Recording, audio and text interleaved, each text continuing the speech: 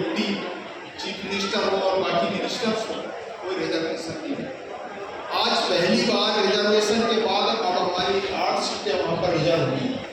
इसके लिए हमने संघर्ष किया और इसलिए बहुत बार जैसे उत्तर प्रदेश के बारे में, बिहार के बारे में, पिछले समय यहाँ 2 सीटें पहले रिजर्वेशन नहीं।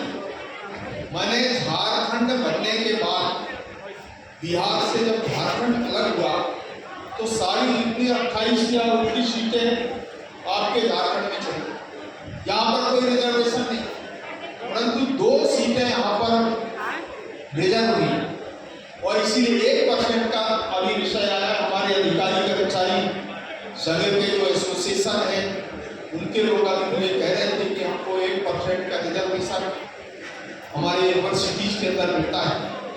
मैं उसको जरूर देखूंगा, परंतु मैं एक बात कहना चाहता हूँ, रिजर्वेशन जो हमारे अनेक प्रदेशों के अंदर, सेंट्रल यूनिवर्सिटी के अंदर जहाँ पर है, हमने इसको ठीक करने का प्रयास कर रहे हैं।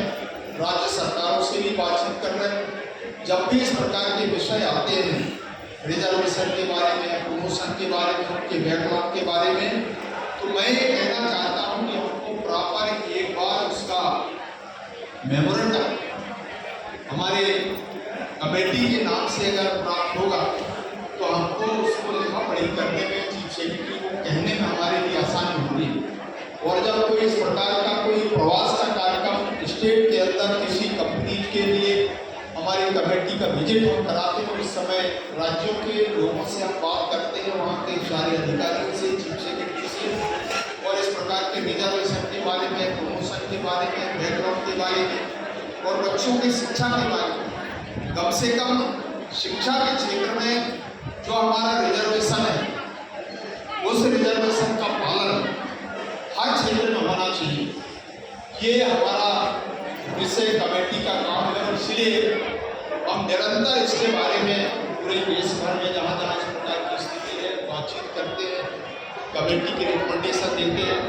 आपको पता होगा पिछले समय 14 में अभी हमारे विषय पर उल्लेख आया।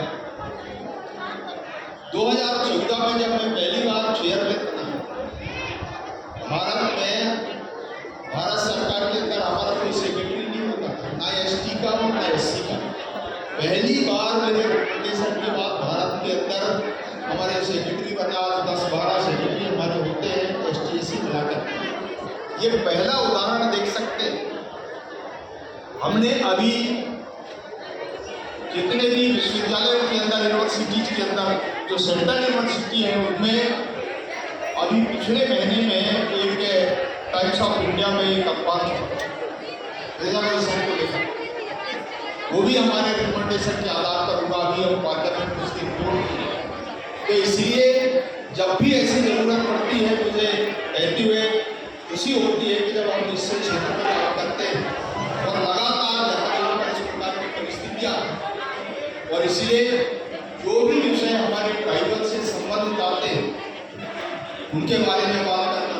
अभी जैसे आसाम के बारे में हमारे गंगाराम जी ने कहा कि भाई आसाम में गौड़ जाति नहीं, वहाँ कोई भी ट्राइबल, चाहे वो संथाली हो, चाहे उराव हो, मुंडा हो, गौड़ जाति का हो, ये जो भी ट्राइबल आसाम के अंदर वहाँ उस समय माइग्रेट हुआ आपके चाय बागान के अंदर, उनको आज भी स्टेटस नहीं मिला है।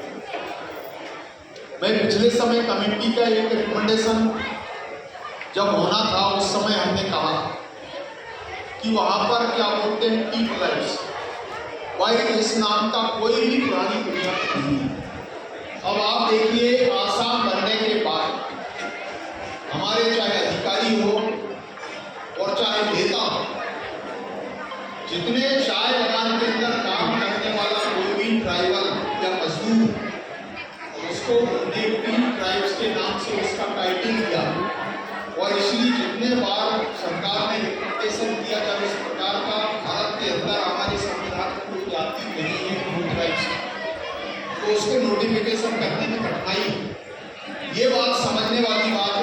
मैं जब कमेटी के अंदर गया, जब कोच राजवंशियों का विषय आया, तो उस समय में जब गया तो मैंने उनको कहा कि देखिए आप कहीं भी कोई भी इतिहास में संविधान के अंदर देखिए कि इस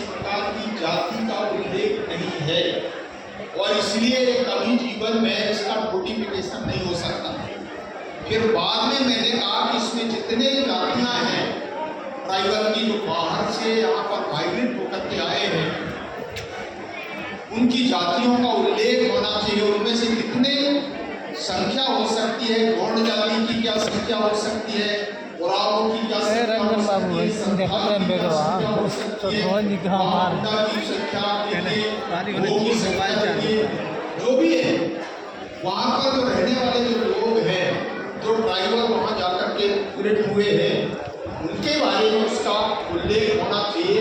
और इस आधार पर कोई लिखा पढ़ी शुरू होने के बाद फिर अब उसको ट्राइबल के नाम से, परंतु उसको स्टेटस नहीं हुआ है, परंतु जाति के आधार पर उसका उल्लेख धीरे धीरे होना शुरू हुआ है। और मैं गंगाराम जी से कहूँगा, मैंने सरकार के हमारे मुख्यमंत्री जी को भी, वहाँ के गवर्नर को भी हम कहेंगे कि इसके बारे में वो भारत सरकार को वहाँ के विधानसभा से रिकमेंडेशन करें कि इस प्रकार की जातियाँ उस समय जब देश आजाद